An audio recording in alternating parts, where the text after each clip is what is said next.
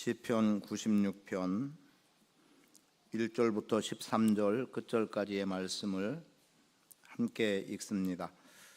새 노래로 여호와께 노래하라. 온 땅이여 여호와께 노래할지어다. 여호와께 노래하여 그의 이름을 송축하며 그의 구원을 날마다 전파할지어다. 그의 영광을 백성들 가운데에, 그의 기이한 행적을 만민 가운데에 선포할지어다. 여호와는 위대하시니 지극히 찬양할 것이요 모든 신들보다 경외할 것이며, 만국의 모든 신들은 우상들이지만 여호와께서는 하늘을 지으셨음이로다. 존귀와 위엄이 그의 앞에 있으며 능력과 아름다움이 그의 성소에 있도다. 만국의 족속들아, 영광과 권능을 여호와께 돌릴지어다. 여호와께 돌릴지어다. 여호와의 이름에 합당한 영광을 그에게 돌릴지어다. 예물을 들고 그의 궁정에 들어갈지어다. 아름답고 거룩한 것으로 여호와께 예배할지어다. 온 땅이여 그 앞에서 떨지어다. 모든 나라 가운데서 이르기를 여호와께서 다스리시니 세계가 굳게 서고 흔들리지 않으리라. 그가 만민을 공평하게 심판하시리라 할지로다. 하늘은 기뻐하고 땅은 즐거워하며 바다와 거기에 충만한 것이 외치고 밭과 그 가운데 있는 모든 것은 즐거워할지로다. 그때 숲의 모든 나무들이 여호와 앞에서 즐거이 노래하리니 그가 임하시되 땅을 심판하러 임하실 것임이라. 그가 의로 세계를 심판하시며 그의 진실하심으로 백성을 심판하시리로다. 아멘.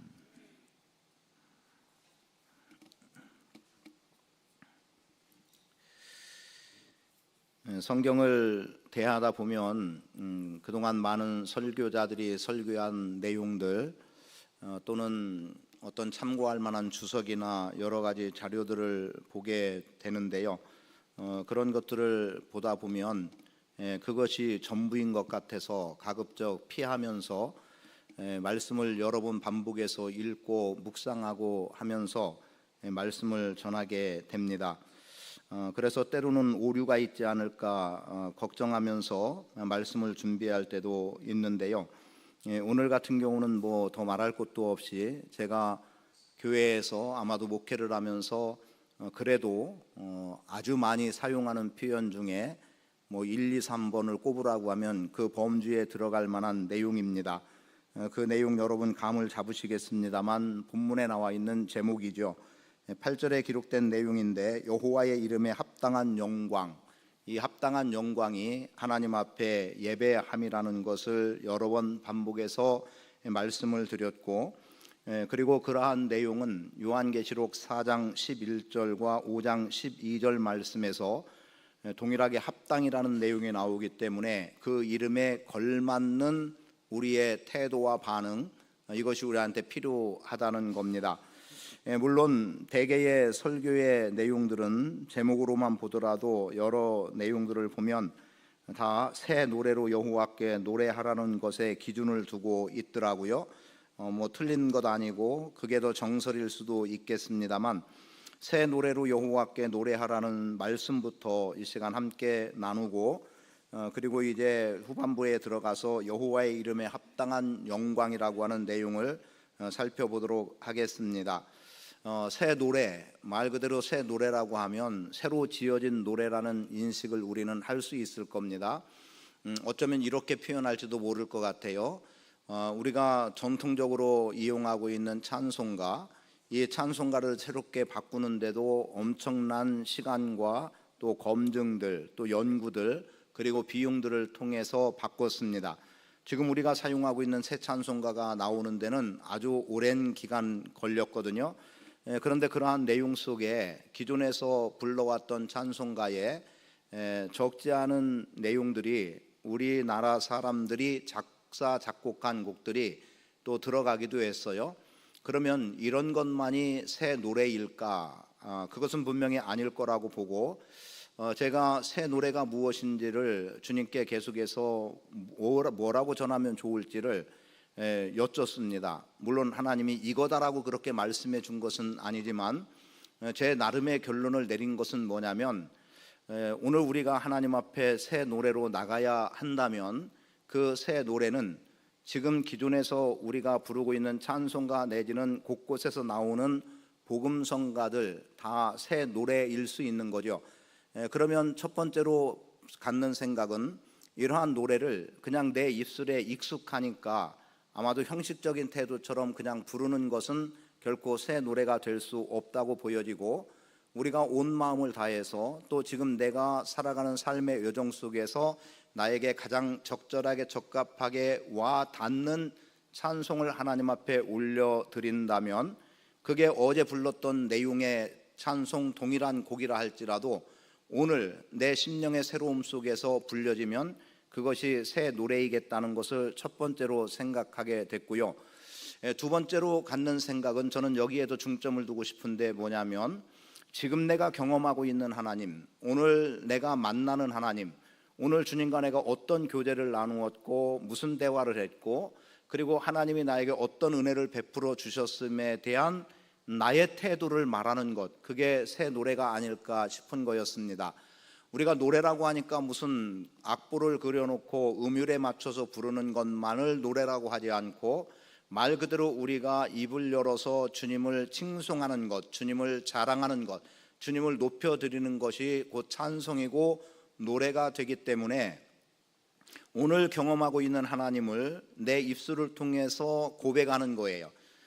그렇게 해서 하나님이 어떤 분이라는 것을 내가 표현할 수 있는 그 속에서 오늘 주님의 이름이 높여진다면 그것이 곧 새 노래가 아닐까 하는 두 가지의 개념에서 새 노래를 생각하게 됐습니다. 그런 가운데 새 노래라고 표현한 시와 찬미와 신령한 노래로 표현된 내용을 접하게 된 거죠. 에베소서 말씀에서 익숙하게 표현된 내용입니다. 에베소서 5장 19절의 말씀에 보면 이렇게 기록합니다. 시와 찬미와 신령한 노래들로 서로 화답하며 너희의 마음으로 주께 노래하며 찬송하며, 노래라는 표현을 썼기 때문에 제가 노래를 찾아서 들어간 내용이 이 본문의 말씀이었습니다. 그러니까 에베소서 5장 19절에서 노래라는 표현을 써주고 있어요. 시와 찬미, 찬송들이 다 표현되고 있는데 그 속에서 신령한 노래, 주께 노래하며 찬송하며 이렇게 기록되어 있단 말이에요. 그러면 이 노래라는 것 분명히 찬송으로 연결되어지고 있는데, 그러면 19절에서 말씀하고 있는 이 신령한 노래라고 하는 것, 그리고 시와 찬미와 또 마음으로 주께 노래하며 찬송하라고 하는 이 내용은 무엇에 근거할까 싶은 거죠. 그것은 한 절 위로 올라가 보면 술 취하지 말라 이는 방탕한 것이다 라는 말씀이 나오지만, 그 이후에 어떤 내용이 기록이 되냐면 성령 충만을 받으라 라고 하는 말씀에 곧바로 이어서 나온 내용이 시와 찬미와 신령한 노래들로 서로 화답하며 라는 거였어요. 그러니까 굳이 성경을 우리가 보는 절로만 생각해서 요 절은 앞에 붙은 거고 요거는 뒤에 붙는 거고 이렇게 보지 않고 통으로 보는 속에서 구분을 해보니까, 성령의 충만함을 받으라, 오직 성령의 충만을 받으라, 시와 찬미와 신령한 노래들 연결해서 보면 이렇게 또 해석이 가능하겠다는 거였죠. 그게 뭘까요? 지금 오늘 우리가 새 노래를 부를 수 있다, 또는 신령한 노래라고 하는 것은 성령 안에서, 성령의 인도함 속에서, 성령을 체험하는 속에서, 그냥 말 그대로면 성령 충만한 가운데 우리가 노래하면 그것이 바로 신령한 노래고 그것이 새 노래가 되겠다는 거예요. 그래서 새로운 곡을 하나 쓴다, 그래서 나오는 것이 새 노래가 아니라 내가 지금 경험하고 있는 하나님을 내 입을 열어서 고백하는 것이 새 노래가 됨과 함께, 지금 이미 우리 주변에 많이 널려있는 찬송가, 복음성가 이런 곡들 속에서도 내가 온 마음을 다하고 내가 지금 그 상황의 고백 혹은 그 현실 속에 그 찬송가 가사 속에 내가 몰입되어지고 내 처지와 환경과 내 신앙이 거기에다 담겨져 있는 데서 부를 수 있는 태도가 필요하지 않을까 싶은 겁니다. 그래서 오늘 새롭게 주님을 경험하고 교제하는 것, 그 고백이 오늘 우리 안에서 새 노래로 여호와께 노래하는 삶이 되기를 원합니다. 그 이름에 합당한 영광은 첫 번째로 이해한다면 이렇게 경험하는 하나님을 새 노래로 고백해 나가는 것, 새 노래로 부를 수 있는 것, 이게 하나님의 이름에 합당한 영광이 될 수 있다고 믿습니다. 그래서 하나님을 창조주 하나님으로 보고 하나님을 구원의 하나님으로 보고 본문에 나오는 내용 그대로 보면 하나님을 심판하시는 하나님으로 볼 수 있는, 그리고 느끼고 경험할 수 있는 그러한 모습 속에서 우리가 하나님을 노래하고 하나님을 찬송하는 것이 필요하다. 그리고 심판과 더불어서 나타나는 일은 뭡니까? 지금 심판하러 임하실 것이라고 13절에 기록하고 있는데 주님의 임하심 우리에게 남아있지 않습니까? 물론 구약은 구약대로 주님의 심판과 연관돼서는 바벨론에 의해서 아수르에 의해서, 그래서 아수르에 의해서 북왕국 이스라엘이 바벨론에 의해서 남왕국 유다가 그들에게 멸망당하고 또는 포로가 됐다가 돌아오는 계기가 되지만 이렇게 주님이 임하셔서 심판이라고 하는 결과를 가져왔어요. 그리고 또 오늘 우리에게, 지금의 우리에게 있어 심판은 분명히 있습니다. 그때가 언제예요? 주님 다시 오실 때이죠. 그런데 주님 다시 오실 때에 대해서 요한계시록 5장 10절 8절 이하로부터 내용을 본다면 뭘 말합니까? 우리로 하여금 왕노릇하게 됨을 말해주고 있어요. 그러니까 주님 다시 오실 때 우리는 심판에 걸려들어서 멸망이라고 하는 개념 속에 빠지는 우리가 아니라 주님과 함께 왕노릇할 것에 대한 기대를 갖고 있으면 주님의 심판이 우리 안에 기대되지 않겠습니까?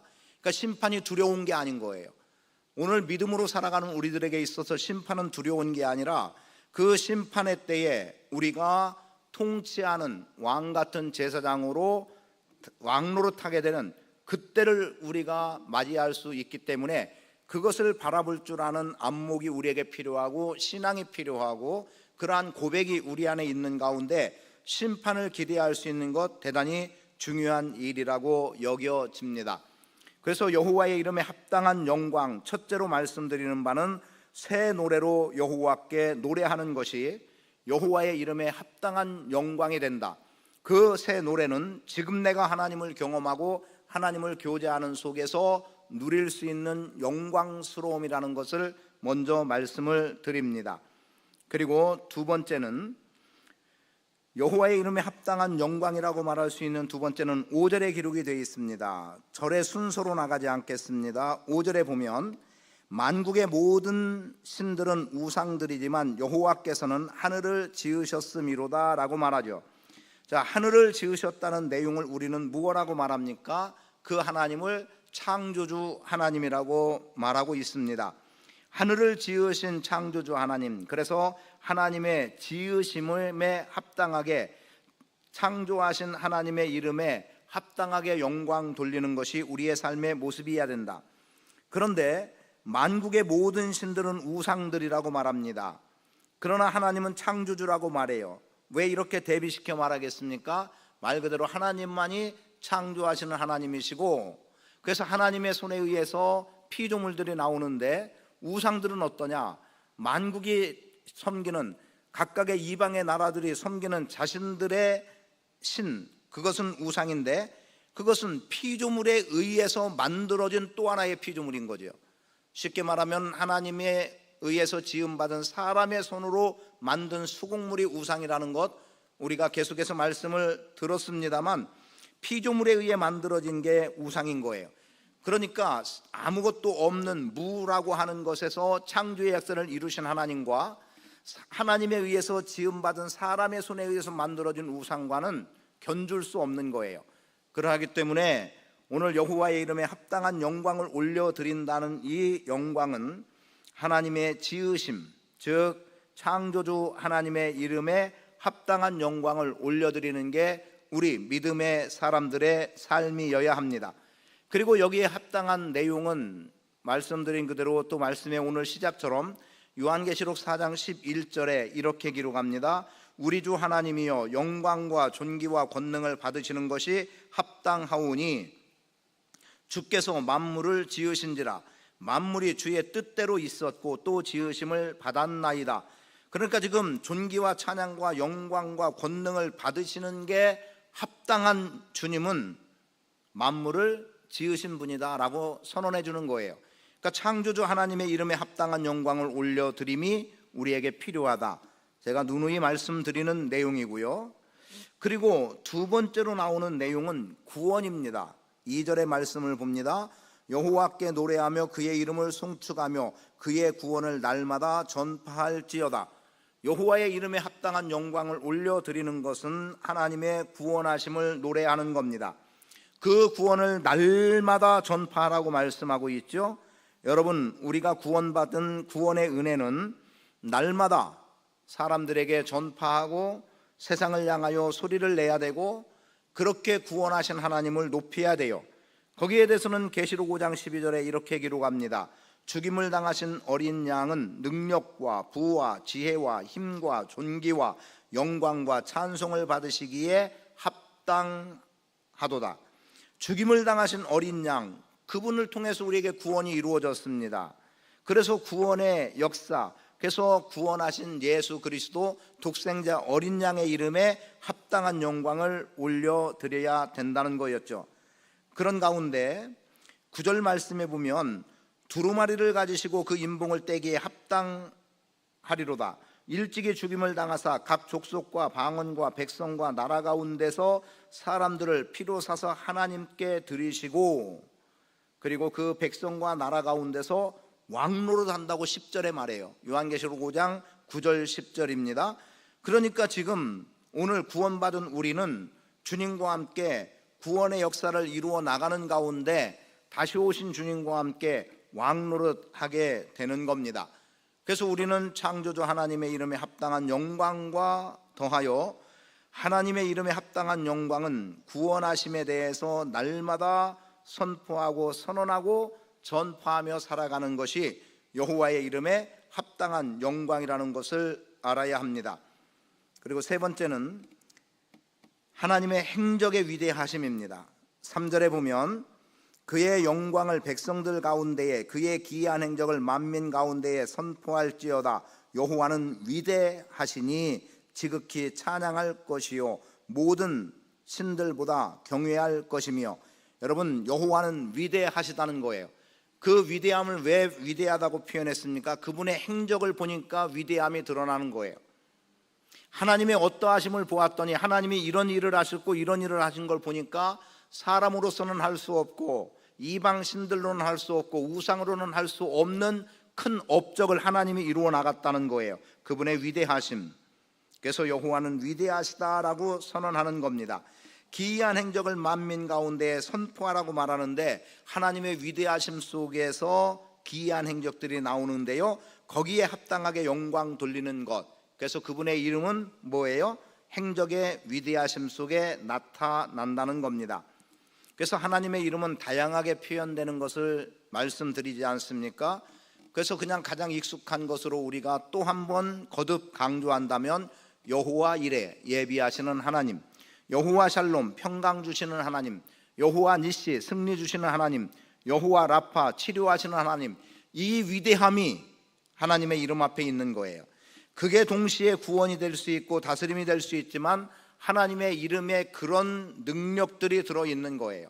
그 능력이, 그 위대함이 하나님의 이름에 들어있기 때문에 여호와 이레의 하나님을 부르며 기도할 때는 우리의 필요가 공급되는 거고요, 여호와 라파의 하나님의 이름을 부를 때는 치유의 역사가 일어나는 것이고, 그리고 여호와 샬롬, 평강 주시는 하나님의 이름을 부를 때 우리 안에 참된 평안과 기쁨이 주어지는 거고, 그리고 또 여호와 니시, 승리를 선언해 나갈 때 어떤 대적도 이길 수 있는 능력을 경험해 나가기 때문에 그분의 행적은 곧 그분의 위대하심의 증거다.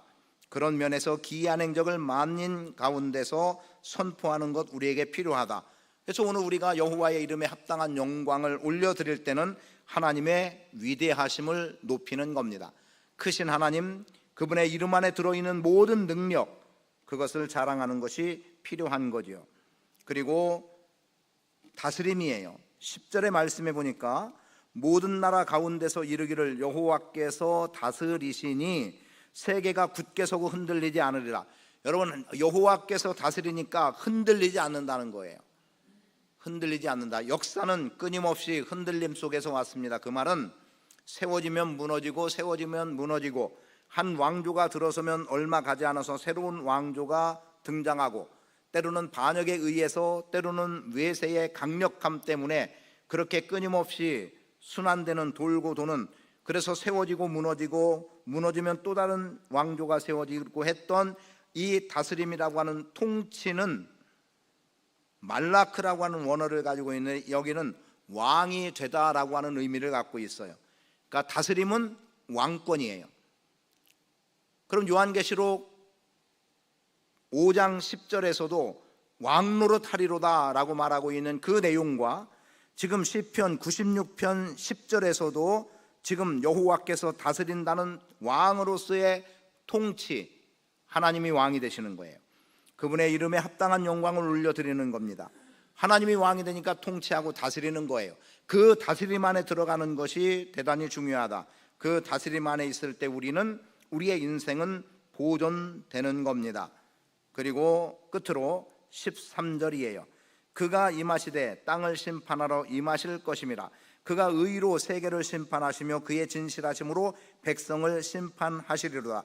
의로 심판하고 진실로 백성을 심판한다면 여러분은 어디에 들어갈 겁니까?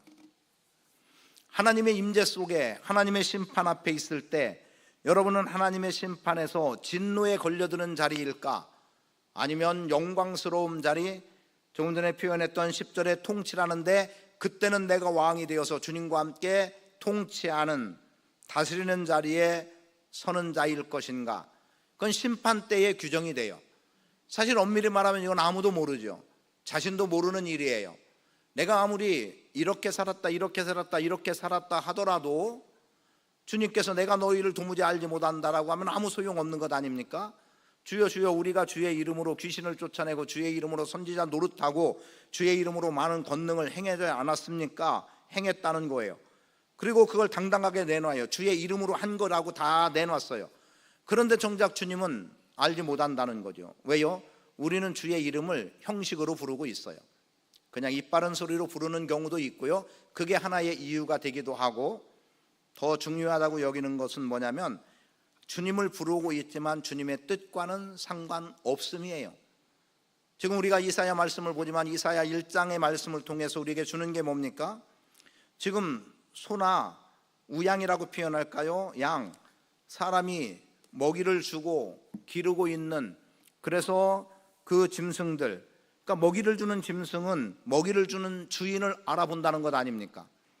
그런데 내 백성, 내 자녀는 나를 알아보지 못한다는 거죠. 알지 못한다는 거죠. 다 떠났다는 거예요. 그러니까 배반하는 거죠. 이런 일들이 우리에게 있어요. 그런데 거기서 끝나지 않아요. 하나님을 예배한다고 월삭도 하고 또 번제도 드리고 화목제물도 드리고 각양의 짐승의 제사들을 다 드리는 거예요. 그런데 하나님은 뭐라고 말씀합니까? 내가 제물에 지쳐버렸다.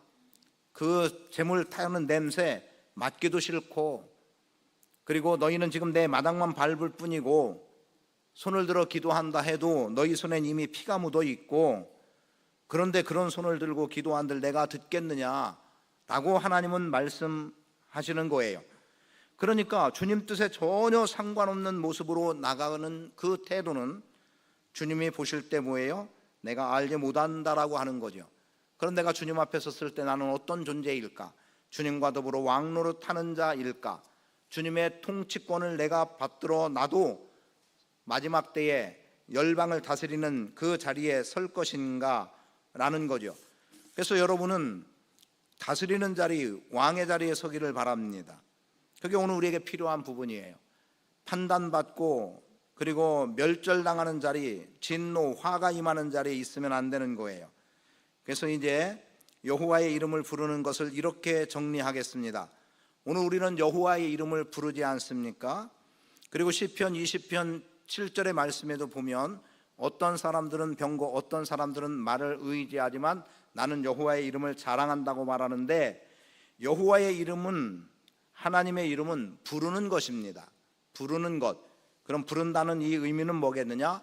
기도할 때 하나님의 이름을 부르는 거예요.